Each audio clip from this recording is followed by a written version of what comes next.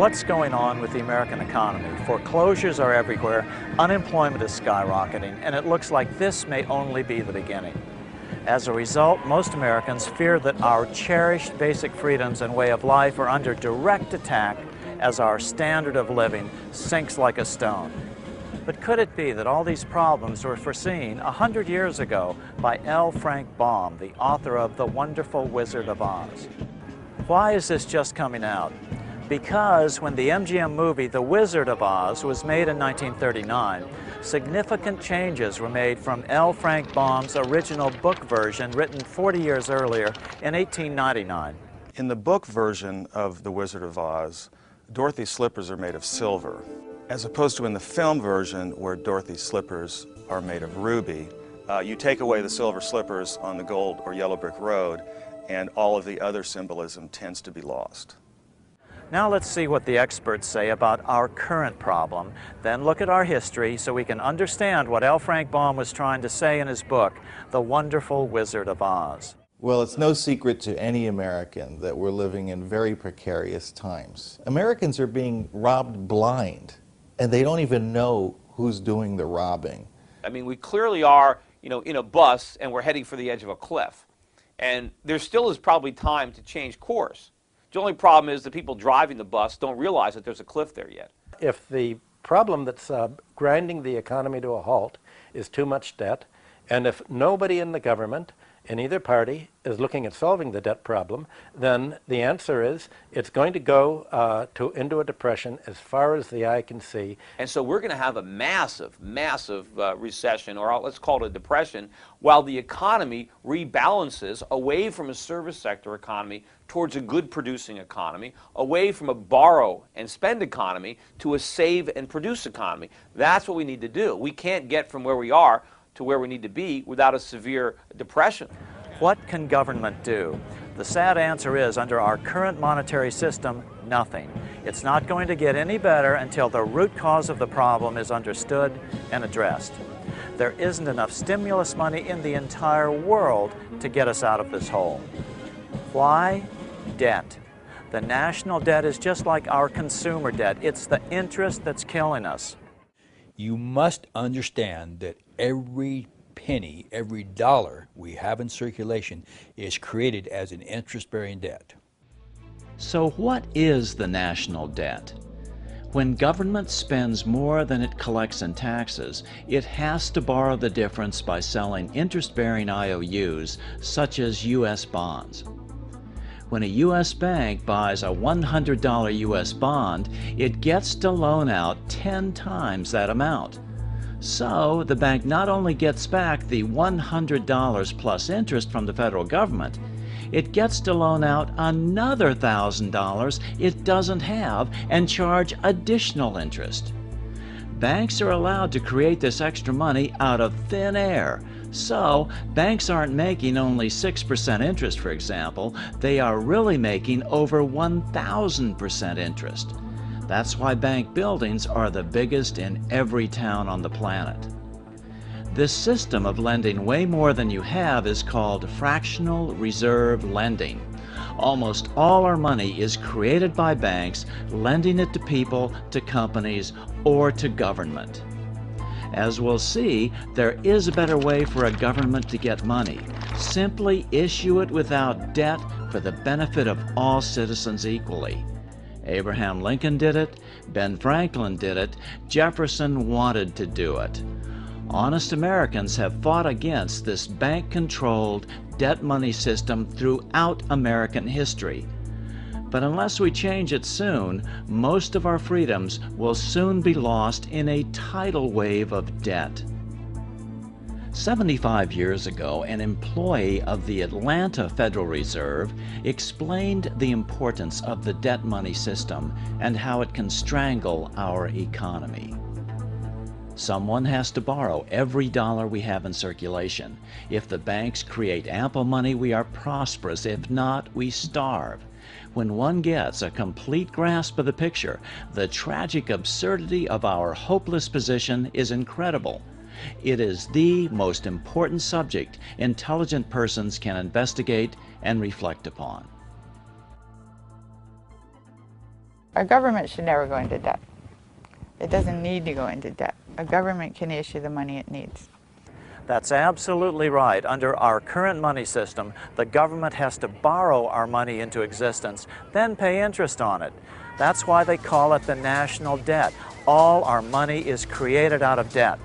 Politicians who focus on reducing the national debt without trying to actually fix the underlying cause probably don't understand what the national debt really is. To reduce the national debt would be to reduce our money, and there's already not enough money for the average person. Why haven't we heard this before? Because most of the media and Congress are beholden to the big banks for loans. Yes, Congress still appropriates money, but where do they get it? Again, what they can't raise from taxes, they borrow from banks.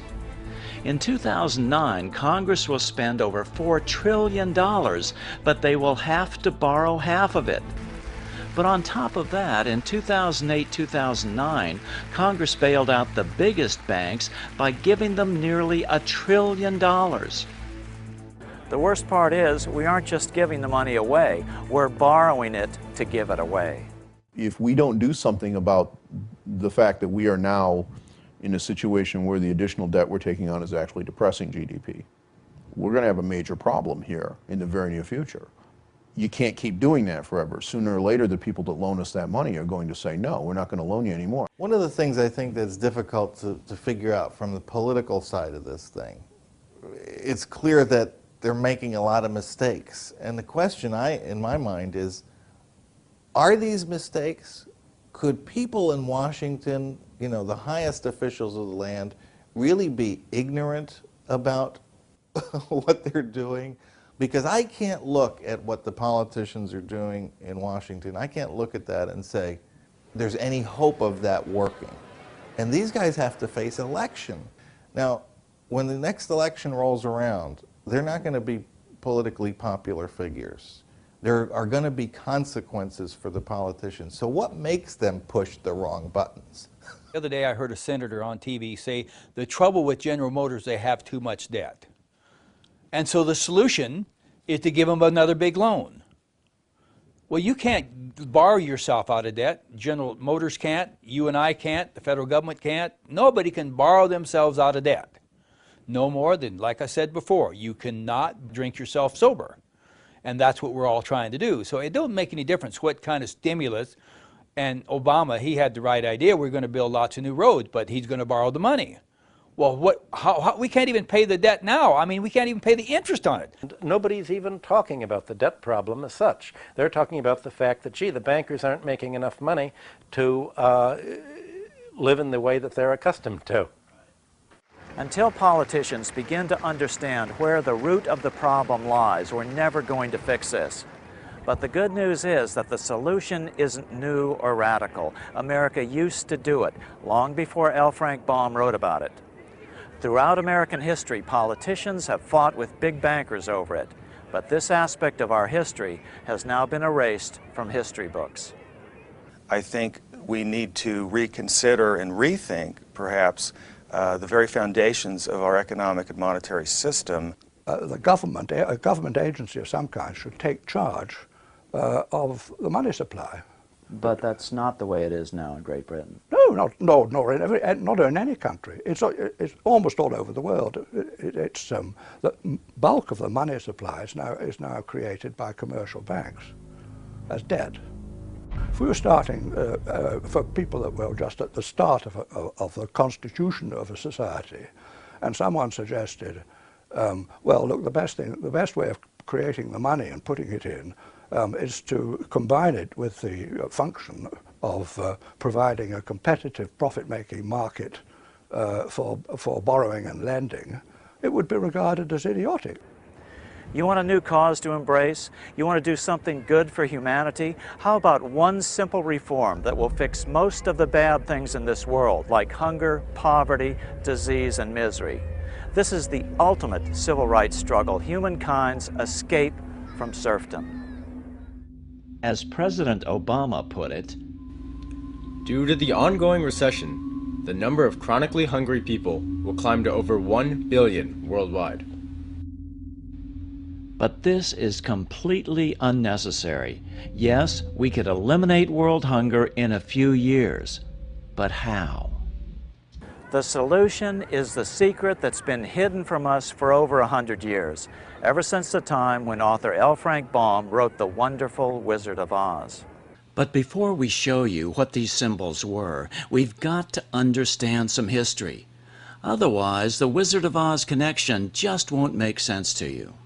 So let's take a journey down the yellow brick road through monetary history. Our first stop will be Rome. The problem with money is that, like many other things in life, people fight over who gets to be in control of it. In fact, the only time Jesus became violent was when he chased the money changers from the temple. He made a whip out of cords, and he scattered the coins of the money changers and overturned their tables. What was that all about? The money changers were the bankers of that day. They had created a special silver coin called the half shekel of the sanctuary.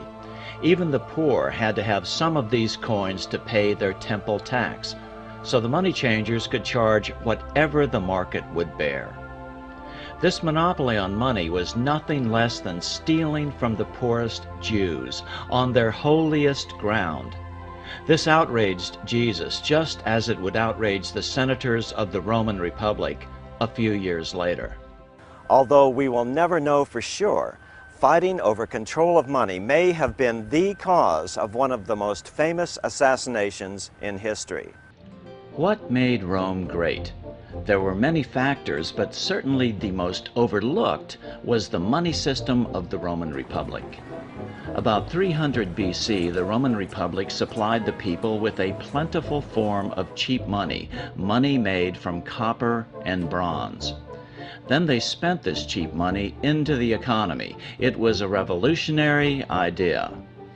Today, opponents of this money system call it fiat money, money not backed by precious metals.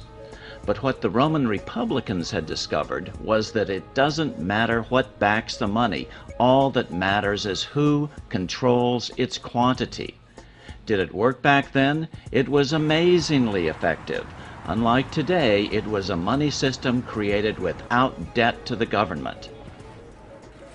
This was the first great experiment in wresting the money power from the goldsmiths. This cheap form of money circulated for the benefit of all citizens equally, not just the usual gold coins, which always benefit the rich. With this new, plentiful supply of money, real wealth flowed to the common man. Without the use of either gold or silver, Rome became mistress of commerce of the world. Her people were the bravest, the most prosperous, the most happy, for they knew no grinding poverty. Her money was issued directly to the people and was composed of a cheap material, copper and brass, based alone upon the faith and credit of the nation. With this abundant money supply, she built her magnificent courts and temples. She distributed her lands among the people in small holdings, and wealth poured into the coffers of Rome. But then, suddenly Julius Caesar changed the Roman money supply drastically. He started minting gold coins with his image on them. Then he declared himself emperor for life, putting an end to Rome's great experiment in elected government. The Republicans in the Senate hated gold money and the plutocracy, ruled by the rich, that it implied. Although the senators assassinated Julius Caesar, gold money now had taken root, empowered by the very rich and the dictators they were able to buy with their gold. After Caesar's assassination, copper and brass were demonetized, taken out of circulation. The quantity of money was reduced by 90%. A deep depression set in. The average person had to sell his property just to buy basic necessities. The wealth of the nation was quickly concentrated into the hands of the richest Romans once again. Gone was the incentive to work hard and build a great nation for the common good. By 401 AD, Rome was sacked by the Visigoths, and humanity was plunged into the gloom of the Dark Ages. So, in Rome, we learned that with cheap government-issued money, the Roman Republic flourished, but under gold money, it perished. This controversy between cheap money and gold money continues throughout history and, as we'll see, is symbolized in part by the yellow brick road. Flash forward 7 centuries to 1100 AD in England. There were no banks like we think of them today. What served as banks were the goldsmiths, those who made their gold into gold coins. Although most people didn't understand it, these goldsmiths controlled the economy of the nation and thereby even the politics, even in a monarchy. By acting in concert, goldsmiths could either make money scarce or plentiful. When they made their gold money plentiful, the economy of the nation flourished. When they made their gold coins scarce, a depression set in and they could buy up assets for pennies on the dollar. About 1100 AD, King Henry I, the son of England's first Norman king, William the Conqueror, was low on gold money. A series of costly wars had depleted the royal treasury. So just as colonial Pennsylvania would do hundreds of years later, Henry created a unique form of government-issued money called tally sticks. Tally sticks did not represent any quantity of gold or any other commodity. They were simply polished sticks of wood issued by the king, which he declared to be good for the payment of taxes. That made tally sticks just as good as any other form of money. All right, here we are in the Bank of England Museum with curator John Keyworth, and I'm holding in my hand one of the oldest forms of British money. This is called a tally stick. This is actually a very rare example of a tally stick because it has the two halves of the tally stick. The idea with the tally stick was that you cut notches in a piece of wood. Usually it was hazel, and these notches were of a prescribed size dimension. Yeah, and if you look at this one, you can see it's got 1,000-pound notches. So there's 6 notches times 1,000 pounds each. Is that the way it is? That's exactly it. So that's a 6,000-pound 6,000 tally stick. This side is called the stock. This was kept by the person who made the loan, or paid the money in. I see. And this is the foil. And which so the was foil would be spent into existence, and the idea was this splitting the stick down the middle was to prevent counterfeiting, because of course a stick splits uniquely down the middle. Because when the debt was repaid, the two pieces were put together, and if they didn't tally, something was awry. The longer half of a tally stick was called the stock, the root word for stocks and bonds or stockholders. For centuries, the supporters of gold-backed money have belittled tally sticks as an unimportant form of fiat money, one not backed by gold or silver. Some authors even claim that tallies weren't a real money system because they were only used for very large transactions, but that's just not the case. And was this the common size of tally sticks? In the Middle Ages, the average size was reckoned to be the length from the tip of his thumb to the tip of his forefinger, quite short.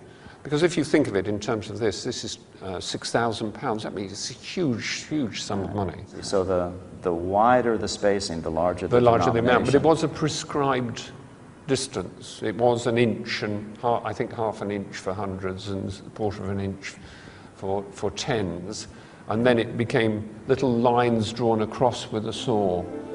So it is clear that tally sticks were used for smaller denominations too, and worked well as an effective debt-free money system for 726 years. Without the crushing weight of debt-based money, England flourished into the greatest power on earth for many centuries. At their peak, it has been estimated that 95% of English money was in the form of tally sticks. Compare that to today, where the only debt-free government-issued money is in the form of coin, about 3% of the money supply in the UK and far less in the US. After democratizing the money power of the nation with tally sticks, King Henry then began decentralizing political power as well. King Henry granted something called the Charter of Liberties, voluntarily stating what his powers were under law. Before that, kings had assumed unlimited power. This was followed in 1215 by the Magna Carta, the basis of the U.S. Constitution. A new class began to develop, the merchant class. Trade routes grew, and new towns sprang up along them. This mercantile class needed stability, and so they supported the king, his strong central government, and the rule of law. In 1265, the first parliamentary elections were held. Government by the people in England was born. As money poured into the middle class, the small business persons of the day, feudalism began to break down, and the English Renaissance was born. By the 1600s, serfdom in England was legally banned. Humanity, at least in England, was finally set free.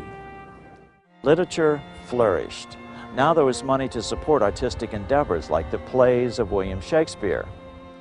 The nation was at ease due to a debt-free money.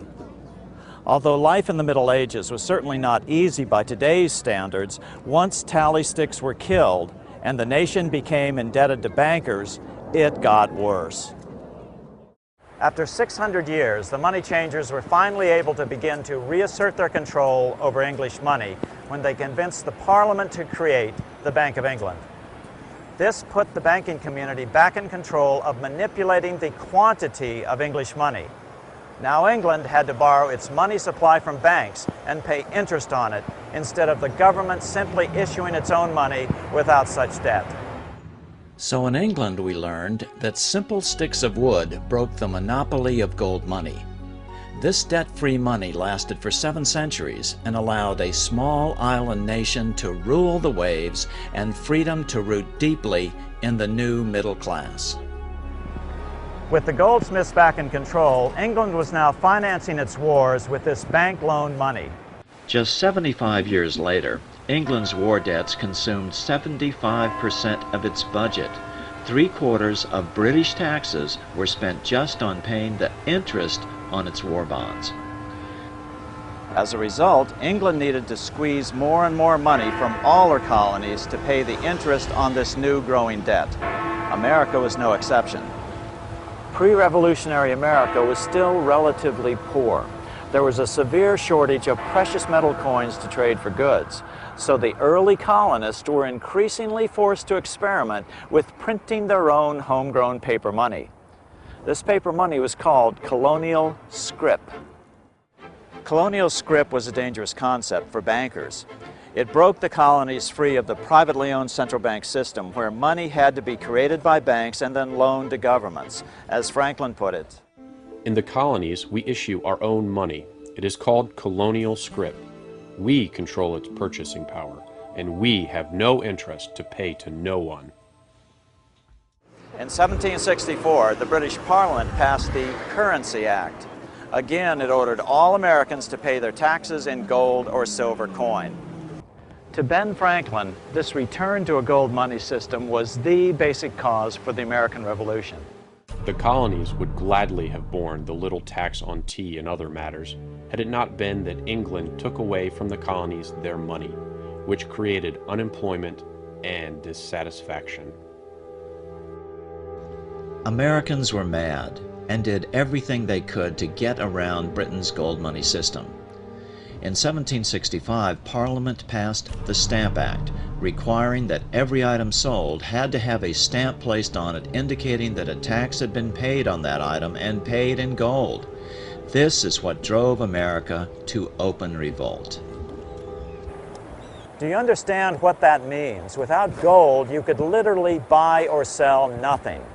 Why? Because the British had successfully forced the colonies to pay for everything using only a precious commodity, gold. This is the very definition of the word plutocracy, rule by the rich. These people that deal with gold and silver only have never spent 1 minute of actually trying to figure out how it worked in history, how it would work in real life, and the only way they can support their gold theories is they just treat it as religion and said, we don't have to understand it, we just know that that's God's money and it'll work, and that's not true. By the outbreak of the Revolution in April 1775, the colonies started printing a new form of paper money to finance the war. It was called continental currency because, unlike colonial scrip, it was the first issued by the new central government. Continentals worked great at first. But then the British started counterfeiting it massively, sending it to America literally by the bale. By the end of the war, the currency was virtually worthless. As George Washington lamented, a wagon load of money will scarcely purchase a wagon load of provisions. Earlier, colonial scrip had worked because just enough was issued to facilitate trade and counterfeiting was minimal. In other words, the quantity was controlled by the government that issued it. Gold bugs today try to claim that because paper money didn't work during the Revolutionary War, it shouldn't be used today. But keep in mind, it doesn't matter what backs your money. All that matters is who controls its quantity. Will it be your elected officials, or will it be some unelectable banker? Colonial paper money before the Revolution had worked so well that the Bank of England had Parliament outlawed and forced America to use only gold money, gold which they controlled.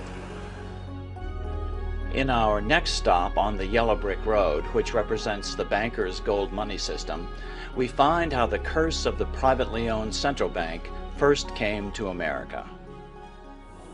In 1781, towards the end of the war, the Continental Congress met here in Philadelphia. They pondered what to do about their grave financial situation. The money was so worthless that people papered their walls with it. Congress finally agreed to give a group of bankers a monopoly on creating U.S. money by loaning it to the government. It was the first privately owned central bank. The plan, of course, was modeled on the Bank of England. The new bank would be called the Bank of North America. It would be the first of a string of controversial, privately owned central banks, which Congress would charter, then in the face of public outrage, uncharter over the years. 4 years later, in 1785, the value of the new currency had plummeted. Inflation was rampant. Prices had risen by 72%. So, after a stiff battle, Congress killed this, the first privately owned central bank in America.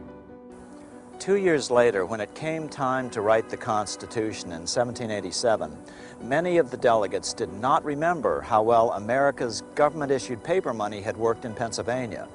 They were still stung by the inflation of the Bank of North America and the hyperinflation during the Revolution, primarily caused by British counterfeiting. Strangely, the Constitution allows the federal government to borrow money, but is silent on the federal role in printing paper money, known in the language of the day as emitting bills of credit. This defect in the Constitution is at the root of all our economic problems today. 2 years after the U.S. Constitution was signed, debt-free money was tried in Sweden in 1789, but with tragic results. To pursue a war with Russia, King Gustav III persuaded the Swedish Parliament to print debt-free money called riksgälds. This was very costly to the bankers. Sweden had learned the secret of simply printing its own money without debt. In 1792, only 3 years into the experiment, King Gustav was assassinated by moneylender Jacob Johan Ankerström. As is frequently the case in time of war, too many riksgälds were printed. The quantity was not controlled. A nation will sacrifice everything for survival during time of war. So inflation ruined the debt-free money experiment in Sweden by 1834, just as it had a few years earlier during the American Revolution, again because the quantity was not controlled. One mistake the Constitution didn't make was to mandate that the federal government pay all its debts only in gold. Then we would have wound up with the same system that had caused the revolution in the first place. It does mandate that for state governments, but that has never been adhered to. All the Constitution had to do was to mandate that only Congress could issue the nation's money, debt-free, just like most people think happens today.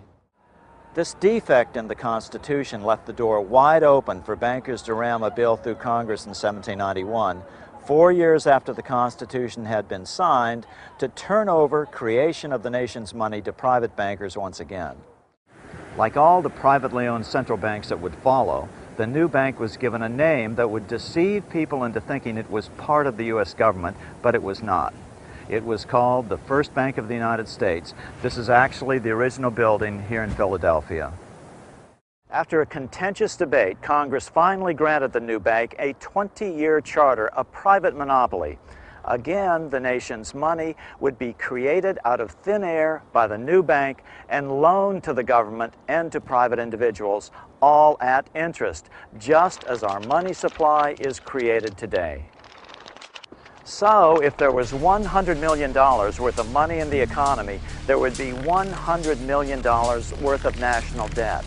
Debt the citizens and their children would have to pay interest on by taxation. And so it is today. The national debt is roughly the same as the national money supply. As Secretary of State, Jefferson watched the borrowing with sadness and frustration, unable to stop it. I wish it were possible to obtain a single amendment to our Constitution, taking from the federal government the power of borrowing. Although Jefferson served 2 terms as president from 1801 to 1809, nothing was done until the bank's charter came up for renewal in 1811. The press openly attacked the bank, calling it a great swindle. Some writers have claimed that the head of the Bank of England warned that the United States would find itself involved in a most disastrous war if the bank's charter were not renewed. After another contentious debate, the bank's renewal bill was defeated by a single vote in Congress. Within 5 months, the War of 1812 was on.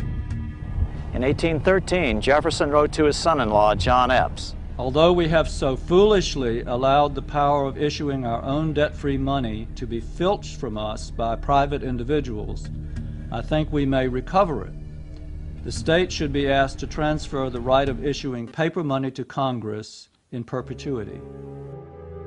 Jefferson had it exactly right. Congress and only Congress should have the right to issue America's paper money, and at no interest to no one. In 1814, the British successfully attacked Washington and burned the White House and the Capitol. After the conclusion of the War of 1812, the very next year, the bankers were back trying to get Congress to reinstate their precious privately owned central bank. Jefferson lashed out in a letter to then Treasury Secretary Gallatin. The Treasury, lacking confidence in the country, delivered itself bound hand and foot to bold and bankrupt bankers pretending to have money, whom it could have crushed at any moment. But despite Jefferson's protests, in 1816, Congress passed a bill giving another 20-year charter to a new privately owned central bank, the second bank of the United States. Once again, the English debt money system was back in control of America. It was almost like the revolution had never happened. But then the bankers ran headlong into Old Hickory Andrew Jackson. By 1828, opponents of the bank nominated Senator Andrew Jackson of Tennessee, the hero of the final battle of the War of 1812, to run for president. The banks poured millions into Jackson's defeat, but to no avail. The American people were fed up with the privately owned central bank and wanted out. Jackson was swept into office. In 1832, with Jackson's re-election approaching, the bank tried to have their charter renewed early in the hopes that Jackson wouldn't want the controversy of a fight with bankers just before the election. They were wrong. Although Congress passed the renewal bill, Jackson vetoed it. His veto message drew a direct line between the bank and its masters in the Bank of England. It is easy to conceive that great evils to our country and its institutions might flow from such a concentration of power in the hands of a few who are irresponsible to the people. Controlling our currency, receiving our public monies, and holding thousands of our citizens and dependents would be more formidable and dangerous than a military power of the enemy. Nicholas Biddle was head of the Second Bank of the United States. He was brazen with the financial power he wielded over the nation. He even threatened to cause a depression if Jackson's veto were not overturned. Nothing but widespread suffering will produce any effect on Congress. Our only safety is in pursuing a steady course of firm monetary restriction, and I have no doubt that such a course will ultimately lead to restoration of the currency and the recharter of the bank. Biddle made good on his threat. America was quickly plunged into a deep depression. Property was foreclosed on for pennies on the dollar. Jackson responded forcefully. You are a den of vipers. I intend to rout you out, and by the eternal God, I will rout you out. Eventually, the nation's newspapers sided with Jackson and the bank was not rechartered. Jackson then set about paying off the national debt, a debt caused by the government borrowing the nation's money supply into existence. Jackson was the only president who ever paid off the national debt. A few weeks later, an assassin tried to shoot President Jackson. He stuck 2 pistols in the stomach, but both misfired. Jackson solemnly warned the nation about any future attempts to establish another privately owned central bank. The bold effort the present bank had made to control the government, the distress it had wantonly produced, are but premonitions of the fate that awaits the American people should they be deluded into a perpetuation of this institution or the establishment of another like it. Jackson got us out of debt, but 25 years later, Abraham Lincoln would do even more, return to government-issued, debt-free money. He called them greenbacks, the inspiration for the Emerald City of Oz. The bankers were still angry about Jackson killing the second bank of the United States 25 years earlier. Since then, America's economy had boomed, a bad example for the rest of the world. America had to be stopped, so they devised a plan to split the rich new nation, divide and conquer by war. President Jackson saw this coming as well. In his farewell address back on March 4, 1837, he warned the nation. Have designs already been formed to sever the Union? This great and glorious republic would soon be broken into a multitude of petty states, without commerce, without credit, loaded with taxes to pay armies, trampled upon by the nations of Europe. The bankers figured that no matter what the outcome, a war between North and South would leave America so financially strapped that the entire Western Hemisphere would once again be opened to colonization. Standing directly in the way was the newly elected President Abraham Lincoln.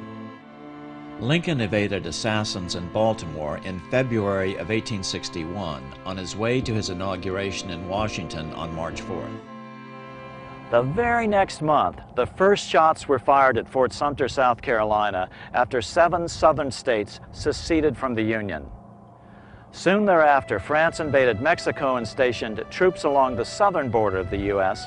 Great Britain moved 11,000 troops into Canada and positioned them along America's northern border. The 2 longtime European enemies were ready to fight over the scraps that their central bankers were about to make of the American experiment in freedom. Lincoln was in a classic double bind. No matter what he did, he was being forced into a war by the hidden hands behind the financial curtain.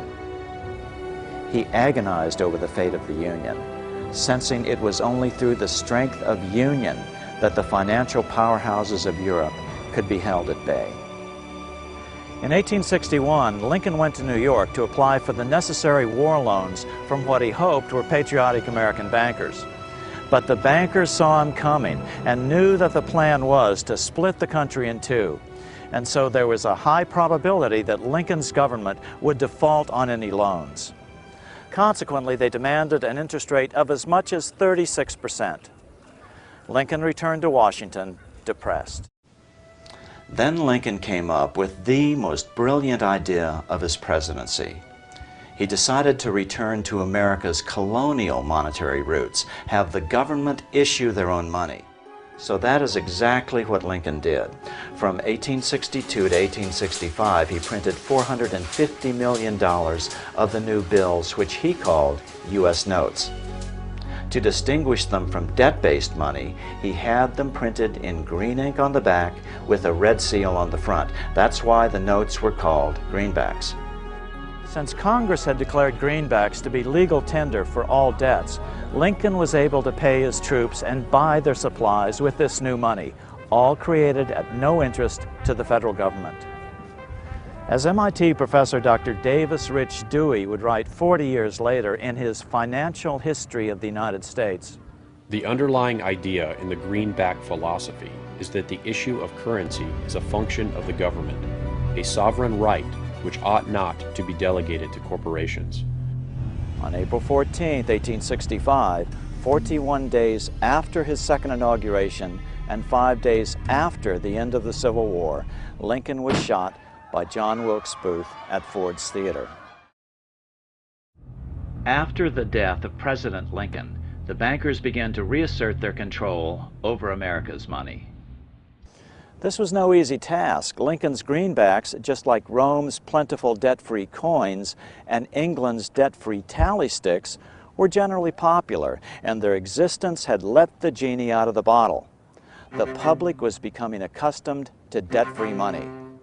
Popular songs sang the greenbacks' praises. On April 12, 1866, Congress passed the Contraction Act, authorizing the Secretary of the Treasury to begin to retire the greenbacks in circulation and to contract the money supply. Authors Ted Thorne and Richard Warner explained the results of the money contraction in their book on the subject, The Truth in Money Book. The hard times which occurred after the Civil War could have been avoided if the greenback legislation had continued as President Lincoln had intended. Instead, there were a series of money panics, what we call recessions, which put pressure on Congress to enact legislation to place the banking system under centralized control. In 1866, there was $1.8 billion in currency in circulation in the United States, about $50.46 per capita. In 1867 alone, $500 million was removed from the U.S. money supply. 10 years later, in 1876, America's money supply was reduced to only $600 million. In other words, 2/3 of America's money had been called in by the bankers. Incredibly, only $14.60 per capita remained in circulation. What's so important about how money was withdrawn from the U.S. money supply? Because this is the real cause of depressions, deliberate manipulations of the money supply by big bankers to get what they want politically. The very thing King Henry was trying to put a stop to when he created tally sticks in 1100 AD. 10 years later, the money supply had been further reduced to only $400 million, even though the population had boomed. The result was that only $6.67 per capita remained in circulation, an 84% decline in just 20 years. The people suffered terribly in a protracted, severe depression. Now let's put these percentage figures into perspective. On January 28, 2009, the world's business and government leaders met in Davos, Switzerland at the annual World Economic Forum, which they optimistically titled Shaping the Post-Crisis World, as though someone had already fixed the problem. According to Reuters, the world's largest news service, the world's money supply had nearly been cut in half in the previous 15 months. 40% of the world's wealth was destroyed in the last 5 quarters. It is an almost incomprehensible number. And how does that compare to the Great Depression of the 1930s? Nobel Prize-winning economist Milton Friedman put it this way in his 1996 interview with National Public Radio. The Federal Reserve definitely caused the Great Depression by contracting the amount of currency in circulation by 1/3 from 1929 to 1933. In other words, by January of 2009, the world's money supply had been contracted more than that which caused the Great Depression in America in the 1930s. Some believe the economic crisis that began in 2008 is still being completely manipulated by the big banks, but it is more likely that their debt money system has finally spiraled out of even their control. In 2008 and 2009, nations poured unprecedented money into the system to prevent its collapse. At the very least, unprecedented inflation will surely follow. After Lincoln's death, the big bankers began returning America to the yellow brick road of financial serfdom. But first, they had to get rid of the silver slippers. But the bankers were not done bringing post-Civil War America to its knees. They wanted to take all silver money out of the system and make only gold be money. The Bank of England wanted America's money in their control, and what better way to achieve that than mandating a gold-only money system? The next year, Congress passed the Coinage Act of 1873, and the minting of silver dollars abruptly stopped. Newspapers derided the act as the crime of '73. Everybody knew about it. The average American hated it. Demonetizing silver made money even more scarce. It put the bankers, who were the primary holders of gold, in even greater control of America. It's been a puzzle to a lot of economic historians, this obsession with keeping the amount of currency so strictly limited. It didn't seem to comport with the expanding economy of the time. You have this rapidly expanding economy. You have immigration that in part's fueling it. You have westward expansion. You have new industries, new technologies, and yet you have a restricted money supply, which makes it increasingly difficult for people to engage in consumption and purchases and other types of economic activity. By 1873, L. Frank Baum was just 17 years old, but he was already publishing a local newspaper in his hometown of Chittenango, New York. By 1877, the nation was in an uproar over the hated crime of '73. Riots broke out from Pittsburgh to Chicago. The torches of starving vandals lit up the sky. The bankers huddled to decide on their next move. They decided to hang tough. At the 1877 meeting of the American Bankers Association, the ABA, they urged their membership to do everything in their power to put down the notion of a return to greenbacks. The ABA Secretary, James Buell, authored a letter to the members that blatantly called on the banks to subvert not only Congress, but the press.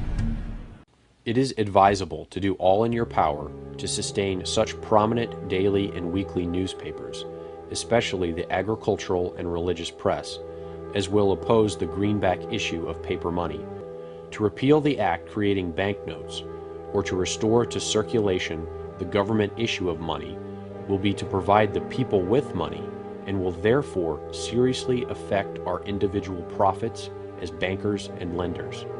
See your congressman at once and engage him to support our interest that we may control legislation. Political parties advocating a return to greenback money sprang up and ran candidates for Congress and president. In the 1878 elections, 21 independents were swept into Congress, mostly greenbackers. 2 years later, in 1880, the American people elected General James Garfield president. Garfield understood how the economy was being manipulated. As a congressman, he had been chairman of the Appropriations Committee and was a member of the Banking and Currency Committee. Garfield understood the ability of the very wealthy to manipulate gold money. He investigated the cause of the Black Friday gold market scandal of 1869, when financier Jay Gould and others cornered the gold market, causing wild fluctuations in the price. This is a photograph of the actual quote board from the New York gold trading room, which Garfield introduced as evidence during a congressional investigation the following year. This is Garfield's handwriting. After his inauguration, he slammed the money changers publicly in 1881. Whoever controls the volume of money in any country is absolute master of all industry and commerce. And when you realize that the entire system is very easily controlled, one way or another, by a few powerful men at the top, you will not have to be told how periods of inflation and depression originate. Garfield understood, perhaps only coincidentally, however, within a few weeks of making this statement on July 2nd, 1881, President Garfield was assassinated. After Garfield's assassination, the Depression deepened, leaving the unemployed to face poverty and starvation. Produce was left to rot in the fields. The country was facing poverty amidst plenty because there was insufficient money in circulation to keep the wheels of trade turning. The country sorely needed the sort of liquidity urged by Lincoln and the Greenbackers, but the bankers insisted that allowing the government to print its own money would be dangerously inflationary.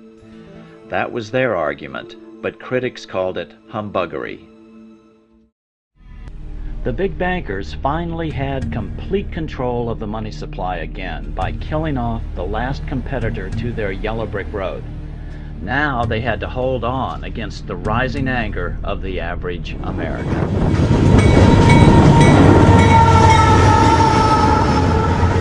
In 1888, L. Frank Baum moved his family to Aberdeen, Dakota Territory to open a general store. Baum sympathized with the local farmers hard hit by the combination of scarce money and a severe drought. Unfortunately, he got so deeply in debt that the bank foreclosed on the store. In 1890, Baum, at age 34, started a local newspaper. It was an election year and politics was a hot topic in the Midwest. The 1890 congressional elections were a landslide for the Democratic Party.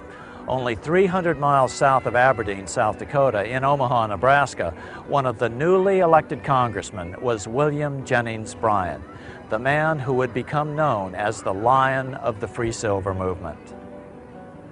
A few years later, L. Frank Baum would closely follow the meteoric career of Bryan and even create the character of the Cowardly Lion to symbolize his political career. The year 1890 saw no economic relief in Dakota Territory, so Baum's newspaper folded at the end of the year. In 1891, Baum moved his family to Chicago, where he took a job at the Chicago Evening Post. Meanwhile, back on the national front, the bankers were ready to unleash additional monetary restrictions.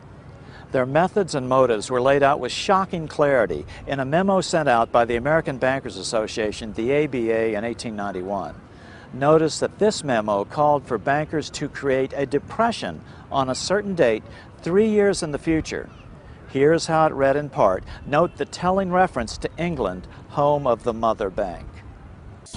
On September 1st, 1894, we will not renew our loans under any consideration.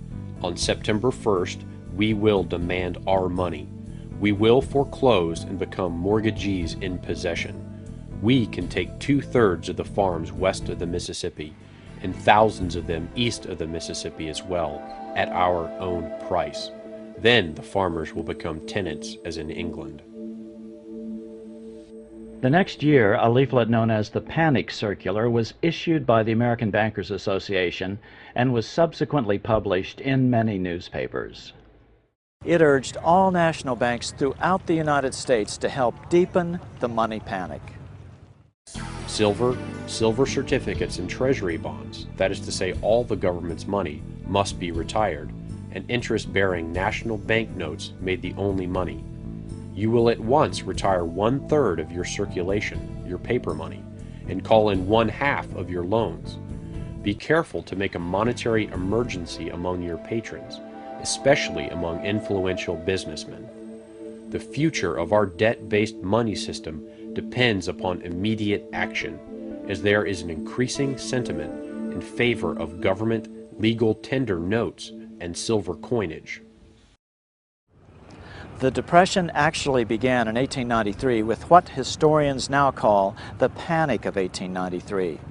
It all started when European investors demanded payment only in gold, draining gold reserves in the U.S. Again, America was being forced by the Europeans onto a gold-only money system. The results were as inevitable as before. A deep depression quickly set in as the major holders of gold in Europe choked the life out of the American economy.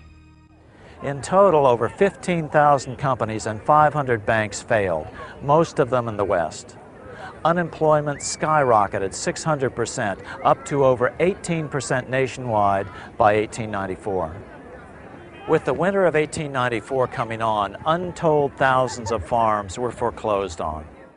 As a result, many families had to walk away from recently built homes. It's said that the image of the vacant Victorian haunted house originated from this era. These depressions could be controlled fairly easily with America on the gold standard, and the banks own most of the gold. Since gold is scarce, it is one of the easiest commodities to manipulate. People wanted silver money legalized again so they could escape the stranglehold the money changers had on gold-backed money. People wanted silver money reinstated, reversing Mr. Said's Act of 1873, by then called the Crime of '73. Bankers and financial institutions tended to oppose silver as part of the backing of the currency. They didn't have control over the mining and production of silver in the West, and without that control, they couldn't have the overall control they liked over the currency. Most monetary reform advocates today argue that the solution to our current economic woes is a return to a gold standard. This would require that our money be backed by a certain percentage of gold. Interestingly, they use the same terms that bankers of the late 19th century used. They called gold-backed money honest money and constitutional money. I worked for a gold dealer for a short time, and I would sit there in a room with 40 people calling and trying to sell gold all day long on the phone. And every one of them was telling them to get rid of that worthless money and buy the good money. Then it comes to the end of the month and every one of them walked into the office and wanted the bad money for their pay. As the Depression deepened and big banks continued to buy up farmers' foreclosed properties, a lion emerged out of Nebraska to try to break their deadly chokehold on the American economy. 1896 was a pivotal year in American history. L. Frank Baum was now living in Chicago and deeply interested in politics. But to make a living for his wife and 4 children, he worked as a traveling salesman. When he was home, he was writing his first children's stories. On the political front, the presidential campaign of 1896 would see the explosive money issue dominate the election. The farmers of the West were sick and tired of the bankers not lending out their gold money. In fact, most of the money that was still in circulation was about $300 million worth of Lincoln's old greenbacks. A virtually unknown former congressman from Nebraska, William Jenning Bryan, ran for president as a Democrat and embraced the free silver issue, which the Populist Party had unsuccessfully tried earlier. Bryan's father had been an ardent greenbacker. The New York bankers were well aware of the anger and tried to control the 1896 Democratic Convention. An article said to have been published in a banker's magazine of 1892 shows not only their attempts to manipulate the politics of the day, but also their deep contempt for the average American voter, whom they refer to as the inferior social stratum of society. We must go forward cautiously and consolidate each acquired position, because already the inferior social stratum of society is giving unceasing signs of agitation. Let us make use of the courts. When through the law's intervention the common people shall have lost their homes, they will be more easy to control and more easy to govern, and they shall not be able to resist the strong hand of the government acting in accordance with the control of the leaders of finance. As the quote continues, notice how they try to manipulate the population into focusing on diversionary political issues. We must keep the people busy with political antagonisms. We will therefore speed up the question of reform of tariffs within the Democratic Party, and will put the spotlight on the question of protection for the Republican Party. By dividing the electorate this way, we'll be able to have them spend their energies at struggling amongst themselves on questions that for us have no importance whatsoever. Now let's return to the 1896 Democratic Convention. The issues were remarkably similar. William Jenning Bryan represented the embodiment of all the Democrats' wrath against the gold money system. At the Democratic National Convention in Chicago in 1896, Bryan made an emotional speech entitled "Crown of Thorns and Cross of Gold." Bryan's speech was so powerful that it propelled him from relative obscurity to the presidential nomination on the 5th ballot at the tender age of 36. Amazingly, we have Bryan's actual voice recreating portions of this famous speech, recorded years later with the advent of recording technology. Although the recording does not capture the power of the original moment, it does allow us to hear Bryan's voice. I come to speak to you in the defense of a cause as holy as the cause of liberty, the cause of humanity. Never before in the history of this country has there been witnessed such a contest as that through which we have just passed. Bryan's recreation recording then skips significant portions of his original speech. According to the official proceedings of the Democratic National Convention, Bryan continued with these important references to America's monetary history. What we need is an Andrew Jackson to stand as Jackson stood against the encroachments of aggregated wealth. We say in our platform that we believe that the right to coin money and issue money is a function of government. We believe it. We believe it is a part of sovereignty. Those who are opposed to this proposition tell us that the issue of paper money is a function of the bank, and that the government ought to go out of the banking business. I stand with Jefferson rather than with them, and tell them, as he did, that the issue of money is a function of the government, and that the banks should go out of the governing business. Remember the 1892 memo from the Bankers magazine, which bragged that they would try to busy the Democrats with the tariff issue? Here's where Bryan refers to that very issue.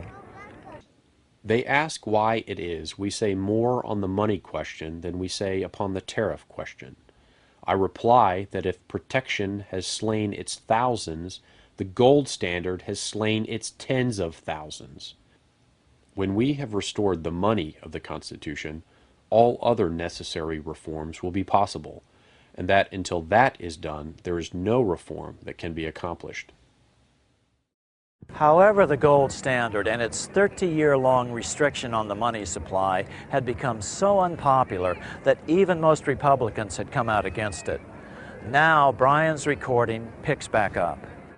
They will search the pages of history in vain to find a single instance where the common people of any land have ever declared themselves in favor of the gold standard. They can find where the holders of fixed investments have declared for a gold standard, but not where the masses have.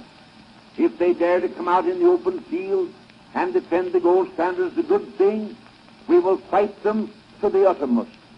We will answer their demand for a gold standard by saying to them, "You shall not press down upon the brow of labor this crown of thorns. You shall not crucify mankind upon a cross of gold." The bankers were scared.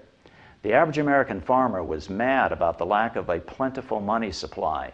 Now it looked like they had finally gained sufficient political force to win the highest office in the land and disrupt all the bankers' plans.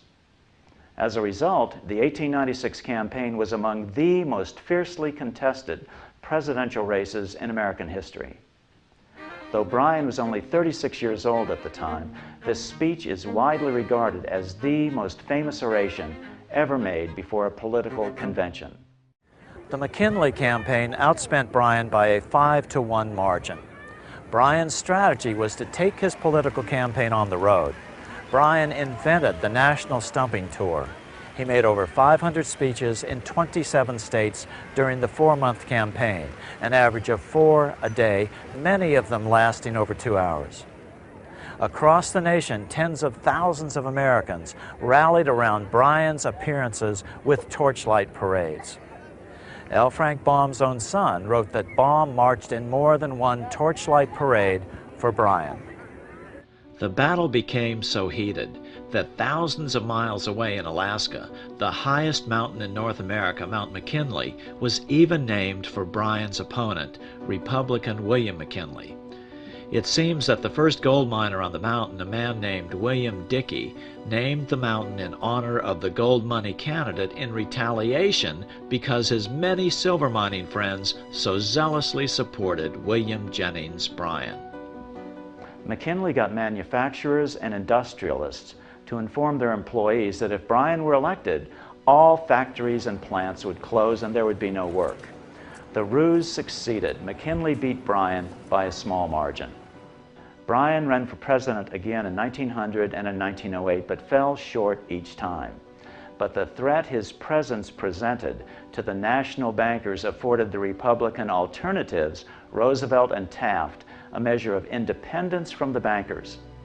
Roosevelt mildly opposed their monopolies, and Taft was unenthusiastic about their proposed central bank legislation that would finally be passed in 1913 as the Federal Reserve Act.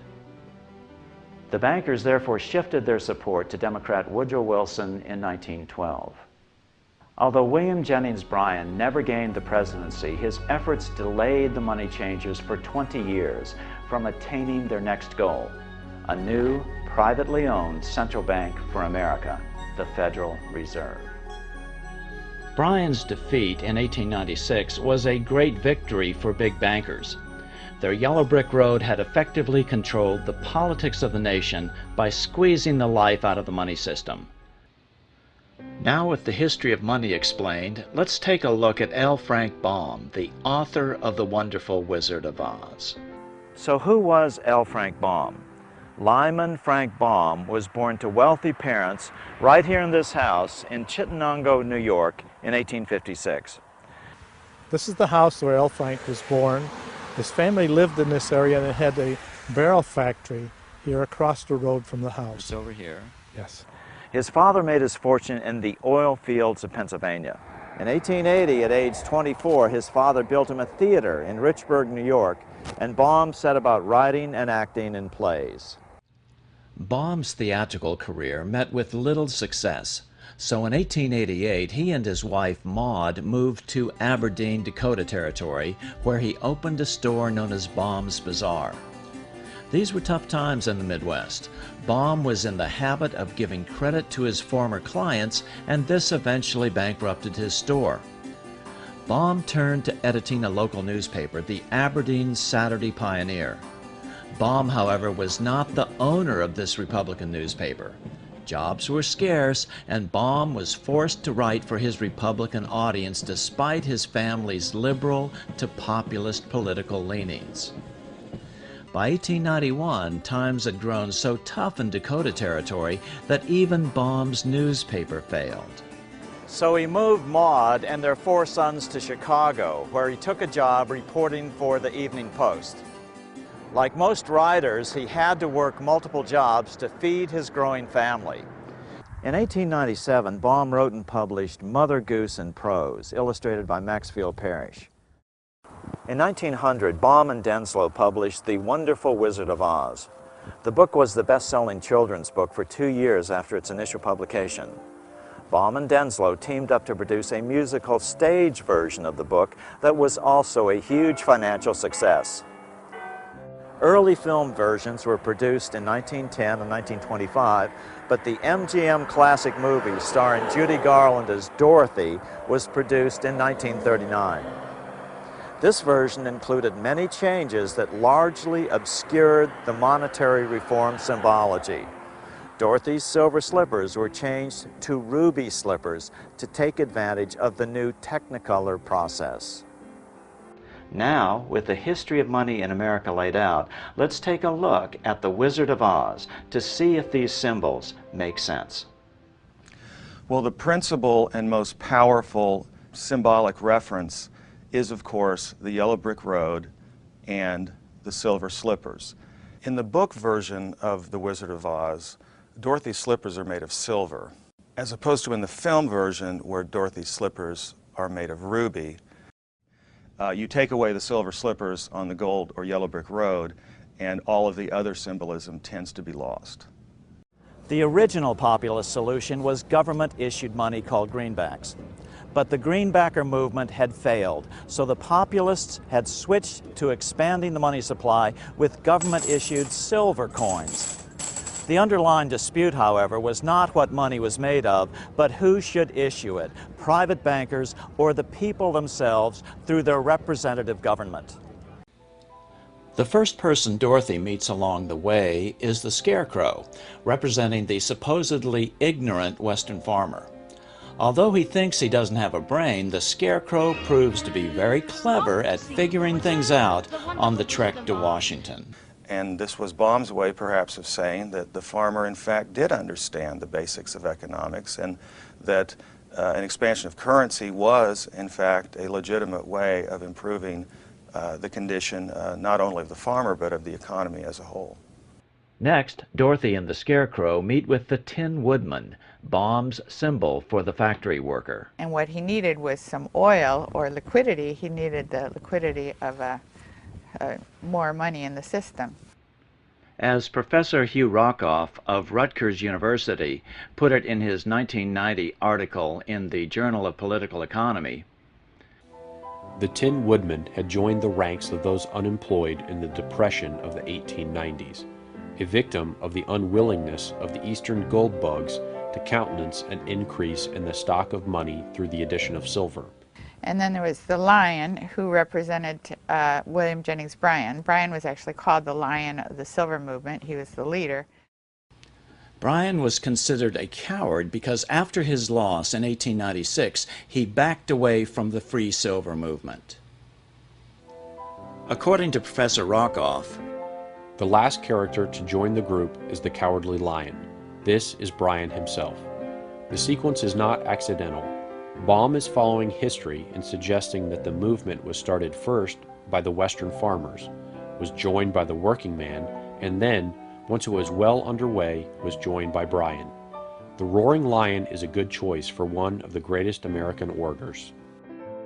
So off go the four unlikely companions, headed for Oz along the dangerous yellow brick road in hopes that a powerful wizard will grant their requests.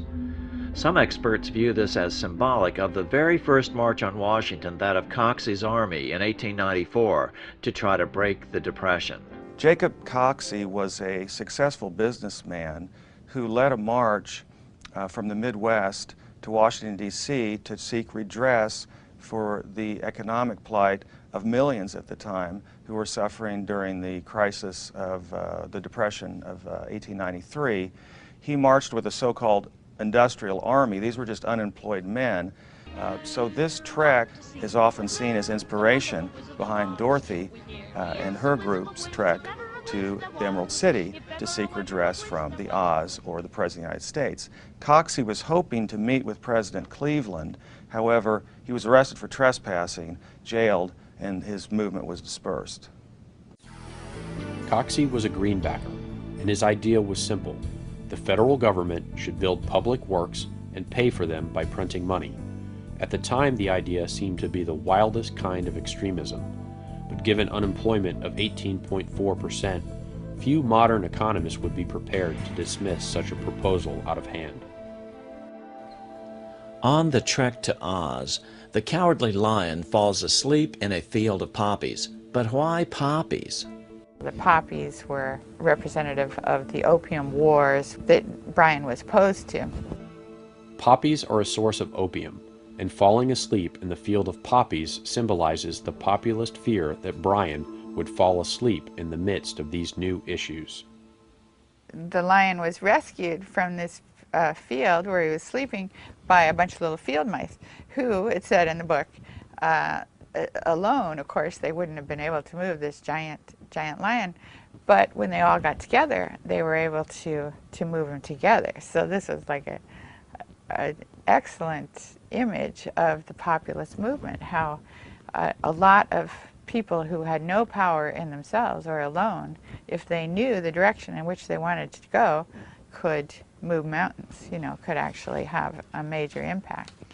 There's a great deal of symbolism in the book that was lost in the movie, that there's just so much of it that there's no way that it couldn't have been reflective of this monetary reform movement. And some of it is just very pointed, like it couldn't mean anything else. For instance, there's one passage, when they get to Oz and she's shown to her room in the palace, she goes through 7 passages and up 3 flights of stairs. Well, it just means nothing unless it means the crime of 73, which to all populists meant that statute which had revoked the ability of the people to bring their own silver to the mint.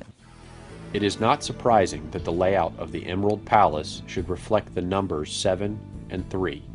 The crime of 73 was a crucial event in populist monetary history. The 2 wicked witches were the East and the West. The 2 banking powers at that time were Rockefeller and Morgan.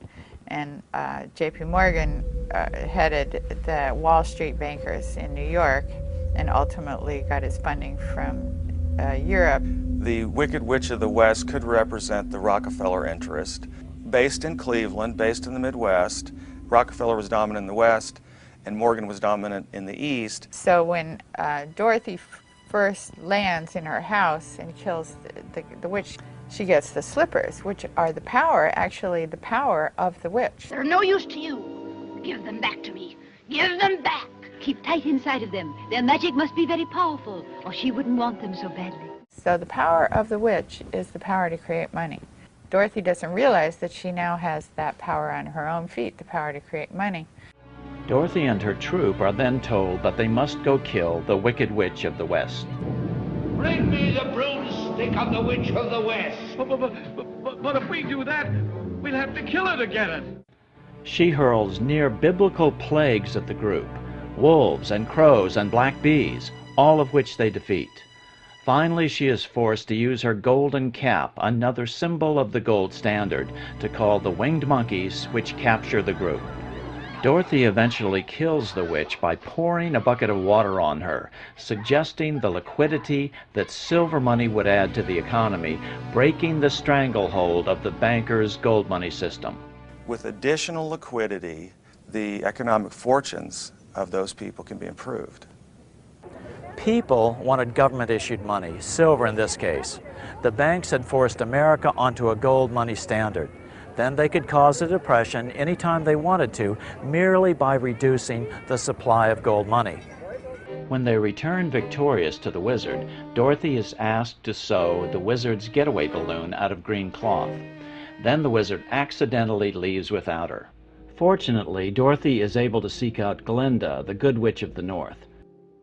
Oh, will you help me? Can you help me? Dorothy is then told that the power to solve her problems has been with her all along. She only needs to click the heels of her silver shoes together 3 times. Like Dorothy, America itself had the power to solve its problems simply by expanding the money supply, government-issued silver money. When Dorothy finally gets back to Auntie Em and Uncle Henry in Kansas, she finds that the silver shoes have fallen off her feet, just as the silver issue was vanishing in the late 1890s. And Baum was right. The silver cause would become a distant memory once the United States became firmly committed to the gold standard with the passage of the Gold Standard Act in 1900. The same year, The Wonderful Wizard of Oz was published. L. Frank Baum never admitted embedding the symbols of monetary reform in The Wizard of Oz. Consequently, some fans vehemently deny that there is any connection. However, the period immediately after the book's release may offer some helpful clues regarding his motives. References to current affairs appear in a number of Baum's later works. In 1901, Baum worked on a comic opera entitled The Octopus or the Title Trust. This was while he was still trying to break away from writing any additional Oz books. However, the public pressure became too great as The Wizard of Oz continued to grow in popularity. Eventually, Baum appeared to lose all interest in politics as he became wealthy from having written what would become the most popular children's story in history.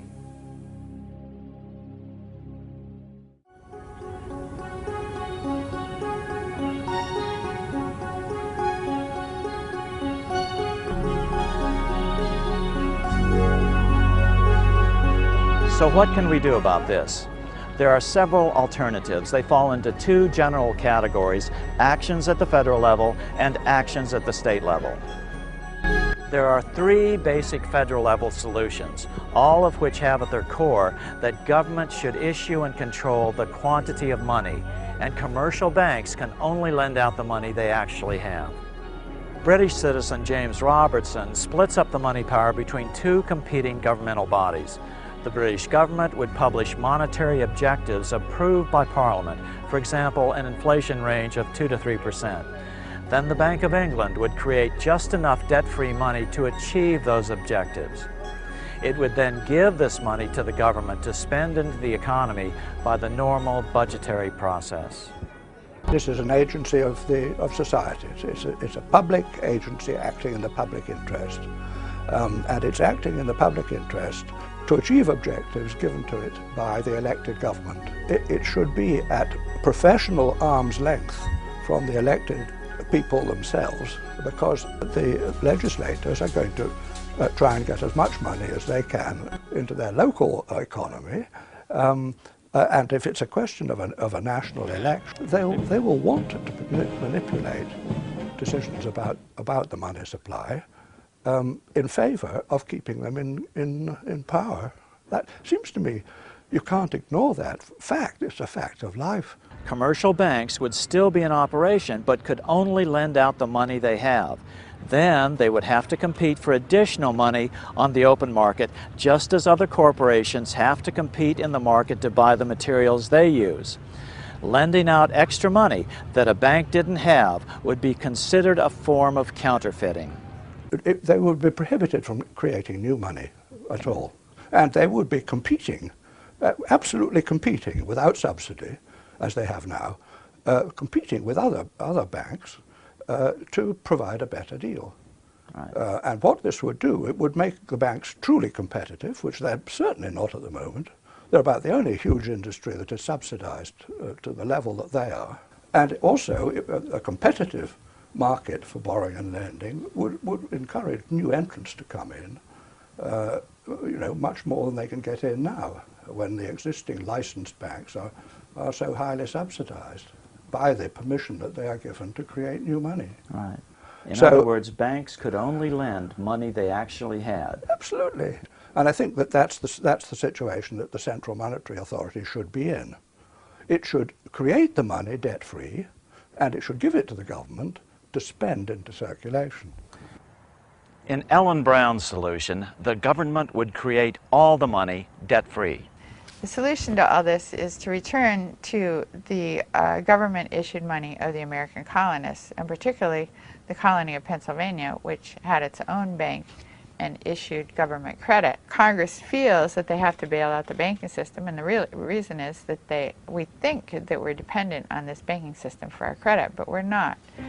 Like Dorothy and all the characters in The Wizard of Oz, we have the power to create our own money and our own credit. The government's mentality in general seems to be, we'll do what we have to do and we'll worry about paying for it later. But what you could do is pay for it now. In other words, you don't have to pay for it later. You don't have to pay for it with debt. You can just pay for it with money. In the Money Master's solution, the government creates all the money in the form of debt-free U.S. notes, or their electronic equivalents, and then spends that money into existence through the normal budgetary process. Existing money is, of course, replaced one for one with the new debt-free money. The national debt is paid off with this new money as well, but to prevent inflation, reserve requirements are gradually raised on the commercial banks, requiring them to maintain 100% reserves. In other words, banks could then only loan out money they actually have. Solutions at the state level will be easier to achieve initially before reform at the federal level is politically possible. An interesting fact is you don't have to have a federal charter to create a bank. States can charter banks as well. All it takes is a bill passed by the state legislature. Many states already allow state-chartered banks. The state then deposits all their funds into their new bank and can then utilize the fractional reserve principle to their advantage by making loans to themselves for roads, bridges, etc. at no interest. When the loans are repaid, the money is extinguished from the system. The beauty of this system is you create wealth without creating a permanent increase in the money supply and the consequent inflation. During the Civil War, Virginia authorized counties to issue their own debt-free money. Since there was no gold, there would have been no money in circulation to maintain commerce.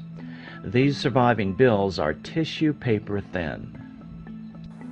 Minnesota monetary reform expert Byron Dale has proposed legislation for Minnesota to charter a state bank which would be empowered to give the state government all the money necessary to provide infrastructure funding such as road building and repair without debt or interest. My concept of money reform is just a little bit different, but it's only based upon the fact that for me personally, it's easier to work on my state legislators than it is my federal legislators. And of course, the solution to our problem is clearly money put into circulation without debt. Now, it really doesn't make any difference how you do it. It's just as long as the money comes into circulation without a debt to anybody and as a payment. The very concept of the bill is to simply have the banks create the money and spend it into circulation to build the infrastructure for the state. This proposal is currently working its way through the Minnesota legislature with several bankers as sponsors. Actually, the state-owned bank idea is nothing new. The Bank of North Dakota is the only state-owned bank in America. It was created in 1919 as a populist movement swept through the debt-ridden farmers of the Northern Plains. Even in these worst of times, the Bank of North Dakota is earning record profits and helping fund their state. It's been doing this for the last 90 years, hardly a radical startup idea. According to the bank's president, Eric Hardmeyer, we are the depository for all state tax collections and fees. We plow those deposits back into the state in the form of low-interest loans. Over the last 10 to 12 years, we've turned back $1/3 billion just to general fund to offset taxes or to aid in funding public sector needs. Not bad for a state with a population of 600,000. In 2009, the state of North Dakota does not have any funding issues at all. We, in fact, are dealing with the largest surplus we've ever had. Interestingly, the Bank of North Dakota idea was initiated by a group of Swedish immigrants to North Dakota in the early 1900s. Community banking had been going on in Sweden for at least a century before that. Around 1820, the Swedes came up with the idea of the savings bank. These full reserve banks only lent out money they actually had. They decentralized the money power and were encouraged by the government as a way for municipalities to fight poverty. These operated on what was known as the church steeple principle, where the bank could only make loans to customers whose houses could be seen from the highest church steeple in town. These community banks increased the commonwealth instead of the big bankers' wealth. This helped Sweden grow rich, which helped Stockholm to grow into the magnificent Venice of Scandinavia that we see here today. But then the debt-based bankers attacked the savings banks. They first convinced most of them to consolidate into bigger and bigger banks. Then the Swedish Parliament was convinced to pass a law allowing the non-profit savings banks to be bought up by the commercial banks. After a series of mergers, these banks are now called Swedbank. They were under a severe attack during the 80s, but many of the saving banks still remain in the country. And they are very effective, and especially because they decentralize the power and give it back into the hands of the citizens. They empower the local communities, And in times of crisis, they have proven to be more profitable than the big banks. Now there are only about 50 savings banks left, a small remnant of a great idea for publicly owned banking that shows that communities or even nations can operate debt-free. Iceland's tiny economy and sparse resources were also nurtured by a series of public interest savings banks. Despite a population of a little over 300,000 people and a gross domestic product of around only $12 billion, Iceland is one of the most civilized nations on earth. But then the government privatized the savings banks, similar to the Swedish savings banks 20 years earlier. But in Iceland's case, even the Landsbanken, which essentially was the Bank of Iceland, was privatized as well. For the first few years, things looked good. The economy doubled.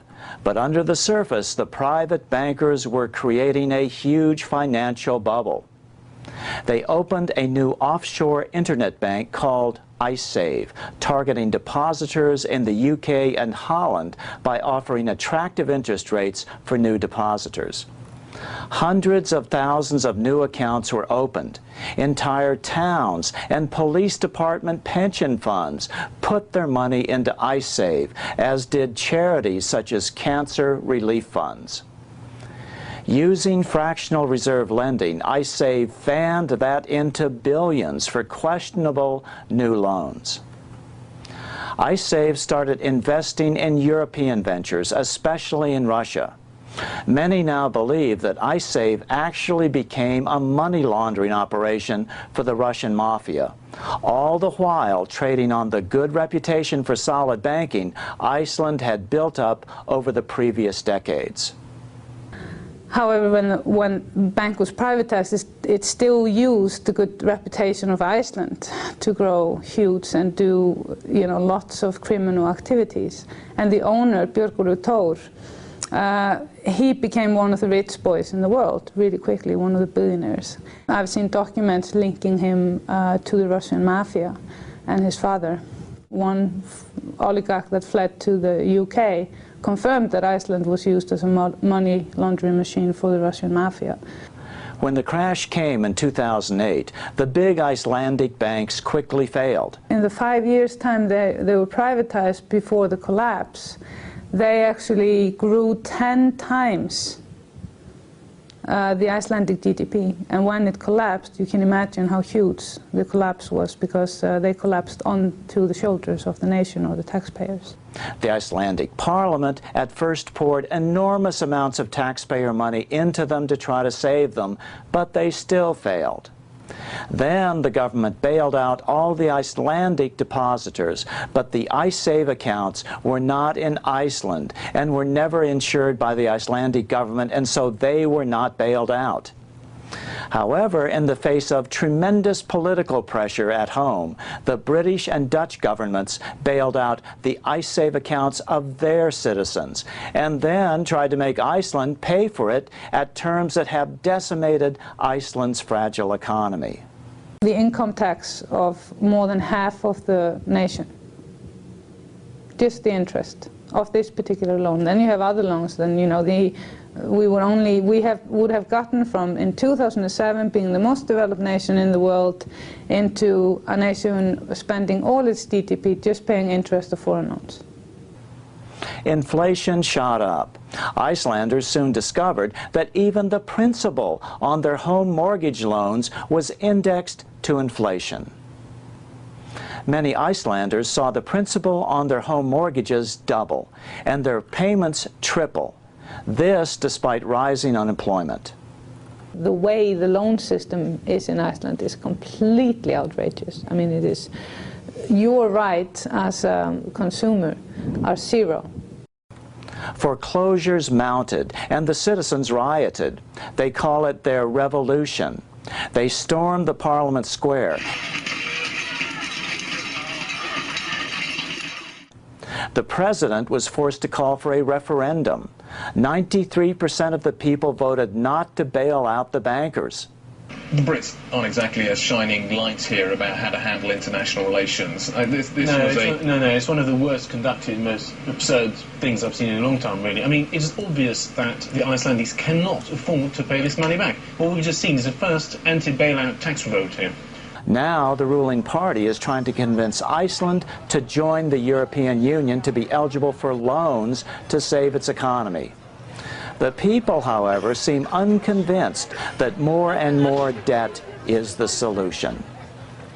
Iceland now seems determined to take back their money power and not take on more national debt. What I want to implement here is a healthy banking system where you don't have fractional reserve, you don't have high interest. The banks should not serve as mafia outlets. It should be something that is important for the communities.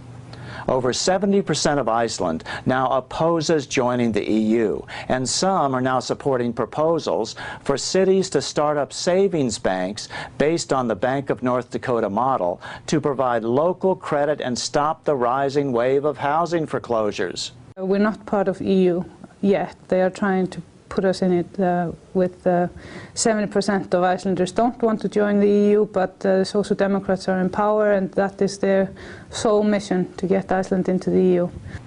Iceland is proud of its democratic heritage. Iceland is the home of the oldest parliament in Europe, having met annually for over 1,000 years. For the first 800 years, the Icelandic parliament met at this site, where the North American tectonic plate meets the European plate. Called Þingvellir, Icelanders consider this a holy site where elected government was born. Today, Iceland is the new battleground as it attempts to become the first nation in modern times to escape the serfdom of the debt money system. If Iceland escapes, the rest of the world will be watching. If you end up paying this money, entering into the EU to try to find salvation that way, it will only get worse. What has happened in Iceland is going to happen on a worldwide scale in our lifetime. There won't be enough money to cover all the debts. Why are governments pumping money into private banks? Why are they not letting them roll? I mean, just like any other. And then the excuse is, oh, they're too big to fail. Let them fail, please. So what this all boils down to is whether America, still the freest nation in history, will once again break free of the privately owned central bank as it has 6 times in the past. Our money is not issued by the government, even though they make it look like it is. It doesn't have to be this way. This system has got to go. Some will say, well, those crooks in Congress will create too much money once they get the money power. But Congress now creates all the money at once. It just creates it as debt, which never gets paid back, and which we, the people, have to continually pay interest on.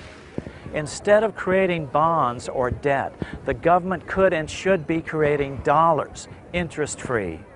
Even though the federal government is out there borrowing and spending $3 trillion, 10% of GDP, 9.4, something like that, over the last 2 years. Even though they've done that, the total amount of debt outstanding in the system since the beginning of 2008 is actually contracted, including the federal government. And that comes directly off the Federal Reserve Zone Z1. Okay? You cannot grow an economy in a debt-based monetary system for real when the outstanding credit is becoming smaller. It can't be done because all money is debt in one form or another. But more importantly, the Treasury could solve this. Treasury has authority to issue non-debt-backed currency. They do it every day, and the quarters that are in your pocket are not debt-backed. As the inventor of the electric light, Thomas Edison, put it, if our nation can issue a dollar bond, it can issue a dollar bill. Both are promises to pay, but one promise fattens the users and the other helps the people. Edison was friends with carmaker Henry Ford. Ford understood how the monetary system depended on keeping the average American confused. It is well that the people of the nation do not understand our banking and monetary system, For if they did, I believe there would be a revolution before tomorrow morning. Under this system, we can never get out of debt. It's just impossible. Nor is gold-backed money the solution. That was the most important symbol in The Wizard of Oz. You think international manipulation is easy now? Just wait until we return to a gold money system. As Thomas Edison told the New York Times, gold and money are separate things. Gold is the trick mechanism by which you can control money. That is the root of all evil. The solution is government-issued money. That's the most democratic form of money system. It maximizes freedom in a republic instead of the centralized control of the international plutocracy we are rapidly devolving into. But be prepared to deal with the modern-day gold bugs. Their arguments divert us from the real question. They say that this money that is created by the state or by society or whatever is not real money. Right. That it may represent real money, but it isn't real money. It's not what backs our money. It's who controls its quantity. That's what The Wizard of Oz was all about. Big bankers were controlling the quantity of American money, gold money. Others will say Congress isn't responsive to the people as it is. Well, of course not. Politicians are responsive to those with the power. Right now, the banks have the power. We have to take back the ultimate power of any nation, the power over its money. With the power of banks diminished, politicians will become responsive to the voters once again. If we value the Founding Fathers' dream of freedom and escape from serfdom by political self-determination, we have to conclude that creating our money is too important a function to be put into private hands. History has shown time and time again that leads only to plutocracy, rule by the rich, and ultimately slavery. But what about the banks? They're already failing. Let the big banks fail. No bank is too big to fail. Government can issue its own money. We don't need their hyper-expensive compounding interest system. Don't worry, banks or banking won't go away. You'll still go down to your corner bank to deposit your check. Your bank will still be there. Only the guts, the bank's accounting system, the part you will never see anyway, will change. It does not mean that the banks will be unable to be prosperous. They would have a slightly different business model than they enjoy now, but not even all the banks have that model today. You have savings and loans, credit unions, loan companies that historically don't create new money, but yet they do intermediate money, they do loan it out, they do take deposits, and they're careful with the investments they make. And they do make money on fees and on being the intermediaries between those sources of funds and the investments they make. And that would not end.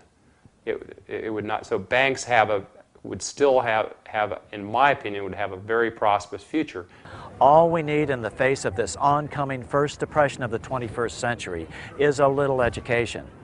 We can make this the new civil rights movement, the new human rights movement.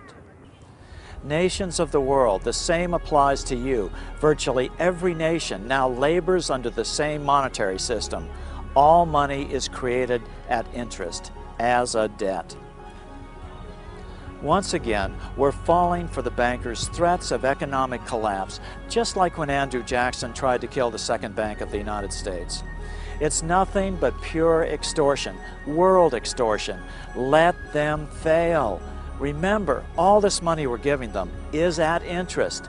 Money we are borrowing to give to the banks. Then these very same banks have the audacity to loan this money back to us at more interest. This system has got to go. I think it'll be a very big change. I think it will be actually an essential change, looking to, let's say, the next 100 years or so, in the survival of our species. Absolutely. To get this thing straight. That's the secret that can set humanity free. Our children won't be saddled with any more national debt. That's right, no more national debt. That term will cease to exist. And don't fall for the argument that those rascals in Congress will spend too much money if they get the power to create money. Look at what they're doing now. They aren't spending it, they're just borrowing it, then giving it away. It can't get any worse. The questions raised by the study of the symbolism embedded in the wonderful Wizard of Oz are even more important when you understand that this is not just an American problem, it's totally international. This privately owned money system is worldwide and is literally the primary cause of most of the world's hunger, poverty, misery, and disease. After William Jenning Bryan's loss in 1896, their cause started weakening. Their ship started to sink.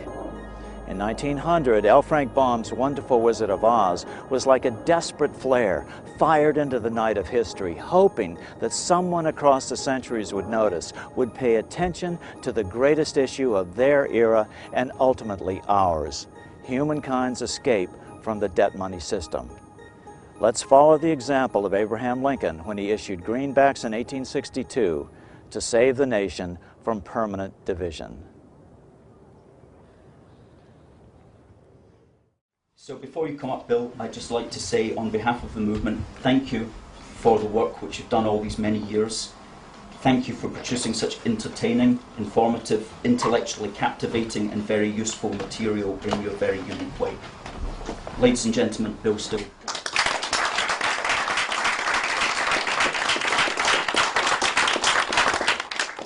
The global economy continues to crash. Unemployment continues to spiral upwards. Government budgets are tightening dramatically in the wake of the global real estate bubble, a bubble that was specifically caused by banks being in complete control of the money supply instead of sovereign nations being in control of their national currency. That is the basic problem that we're facing, and until this problem is addressed, no amount of national austerity will stop this continuing cascade of negative economic events. England is trying the last thing there is to try. That's to dramatically cut government spending. They call it austerity. But to those of us in this room, we are all acutely aware that this austerity is not going to work. So it's our obligation to be able to say why this is not working and offer a reasonable solution, and we call that solution monetary reform. Monetary reform rests on two great inviolable pillars to me. The first one is that government borrowing must be forbidden. The second one is that banks must stop lending money they do not have. On the first one, the money power, the power to create the national money, is the most important power of a sovereign nation. In fact, it is the very definition of sovereignty. Nations do not have to borrow. Nations can create. The problem is that when a nation borrows from a bank, as Proverbs tells us, the borrower becomes servant to the lender. That is not sovereignty. So what is the result? The nation becomes addicted to the loans, and the banks then have power over it. So you no longer have a sovereign democracy. You have rule by banks.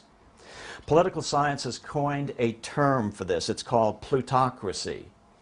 This is our primary problem with the economy of every nation today. They have allowed the national debt system to predominate. I say, no more national debt. Let's use the U.S. example today. Mr. Obama has stimulated the economy with about $2 trillion. But here's the problem. He's borrowed the money. So he's borrowed the money mostly from the big banks with interest attached. And then what has he done? He's simply turned around and given this money, given it back to the banks, supposedly to lend to us. What kind of a system is this? It's insane. You couldn't design a worse possible system. Banks must stop lending money they do not have. This, as we all know, is called the fractional reserve lending system. It allows banks not to lend out twice as much money, not 3 times as much money, but 10 to 12 times as much money if they follow the rules. And as we know, with the results of the 2008 debacle, here, at least in the United States, that the big banks were leveraged 50 and 52 to 1. Freddie and Fannie were leveraged 72 to 1. Goldman Sachs was leveraged 333 to 1. And then just about 6 months ago, Mr. Obama gets on TV and says, you know, I think we should just eliminate the reserve requirement altogether. So 333 to 1 is not enough. Only infinity will do. If you or I did this, we would be charged with fraud and or counterfeiting. This fractional reserve system allows the banks to consolidate the wealth of the nation, and that combined with the national debt allows them to use that leverage to control the politics of the nation. So this is a two-pronged problem. When the wealthiest private citizens have control over the money supply, then the government is no longer sovereign. It is no longer the supreme power of the land and can no longer operate in the public interest. Government determined by the citizenry and directed by their elected representatives is still all that stands between us and serfdom. Rule by the rich. In today's world, the democratic aspects of government have been significantly eroded entirely and completely because government has lost these two great pillars of truth. They are borrowing from bankers. They have lost control over the quantity of the national money. Those are the two pillars. This is why we know that no amount of austerity or further government borrowing can possibly fix this problem. This week in England, I met with some wonderful younger folks, you saw one of them just now, who have latched on to these essential truths, both formally within the monetary reform community and last night, up-and-coming students at the London School of Economics. These young, inquiring minds realize the old ways aren't working, that something is very wrong. They can't get jobs the way their parents could just a generation earlier. They are now propelled through both self-interest as well as the normal idealism of young adults to start looking outside the box of their traditional training for something that will work. This is a great force. This is wonderfully encouraging. Now more than ever before, I am convinced that our reforms are inevitable and in the relatively near future. The truth of the manipulation of our money supply can no longer be hidden. These fresh young faces will supply sufficient youthful energy to finally break humanity free of the enslaving shackles of the debt money system. That's all. Any questions?